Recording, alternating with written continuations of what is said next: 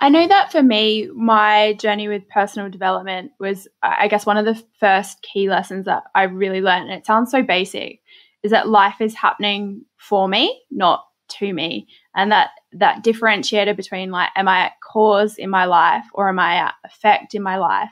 And that can be such a rough, like, pill to swallow. Like, when you have that real profound realization, like, oh, fuck, like, this is me. This is all me. I am accountable for absolutely everything that is or is not in my life. Like, that's I guess a big thing to kind of switch to flick. Yeah. And obviously you've helped lots of business owners do that.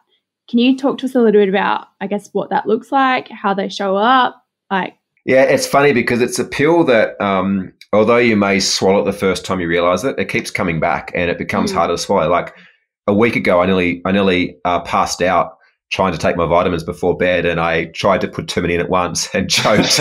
And I was like there in the kitchen choking, going, do I wake my boys up to try to, like, jump on my chest, or do I just sit with this and work through what's going on? And the point I'm making is they're the same pills I've had every night for months, right? And so we can have that realization, but we get challenged around that. We get challenged around how much responsibility we're willing to take for what we created.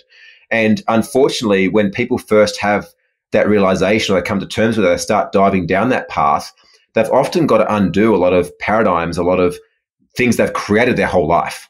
And that can be challenging because we have so much of our identity wrapped around what those things mean to us. Yet, if we can truly find a way to step into a heart consciousness and follow intuition, we can start to trust and understand that everything's always happening for us, not to us, as you mentioned.